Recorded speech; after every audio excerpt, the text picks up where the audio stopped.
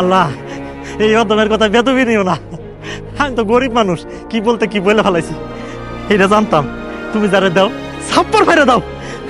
আমি তো অনেক বড় লোক হয়ে যাবো, আমার তার কষ্ট থাকবো না। আল্লাহ, আমি অনেক খুশি হয়েছি। আল্লাহ,